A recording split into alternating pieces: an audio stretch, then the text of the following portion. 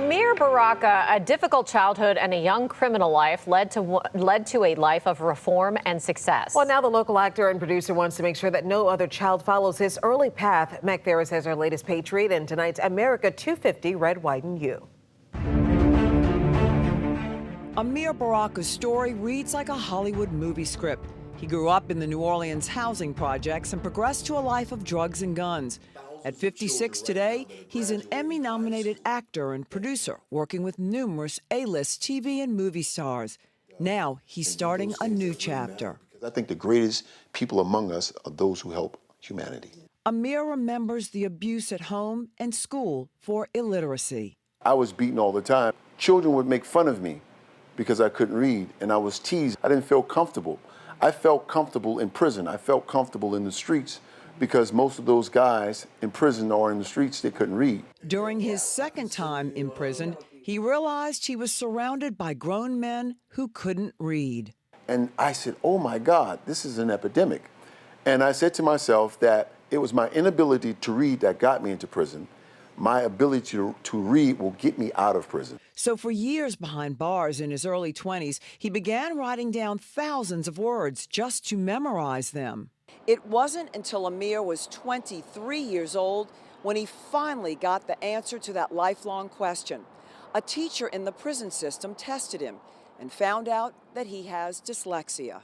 It brought a relief because all my life I was told I was stupid, I was dumb. I never felt good about myself. That's why I could hurt somebody. That's why I can take a gun and shoot you, because I didn't love myself, so I didn't love you either. He began to envision himself as a model, actor, writing books, even being on Oprah. All of it came true after serving his time. He got private tutoring on how to read through phonics, became a national speaker, even giving testimony to U.S. senators about dyslexia. Now he believes he can help other children by producing a real, raw biopic of his life. To bring awareness, right, to parents, to never belittle their children who cannot read or write, to school teachers, to look for the signs in children, and for the message for legislation, that we should have the science of reading in every classroom, right? The science say that a child should learn to read through phonics. He's ready to begin shooting the film in New Orleans shortly after the country's 250th anniversary. A national organization gave him a grant to make the film, but he still needs to raise much more money. I love America. I love America, but America has some flaws, and that's one of them. If we don't teach a great population to read, we're going to fill prisons up. We're going to fill homeless shelters up. People are going to be drug addicts. People are going to drop out of school. People are going to be alcoholics. This passion to help others stems from a promise he made to God after pleading to a lesser charge to avoid a longer prison sentence.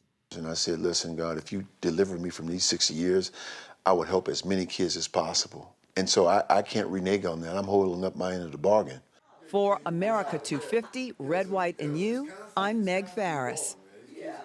If you'd like to donate to the dyslexia film, we have a GoFundMe link on our website. And if you'd like to nominate a deserving person making a difference in the community, send a text to 504-529-4444 or visit our website, WWLTV.com.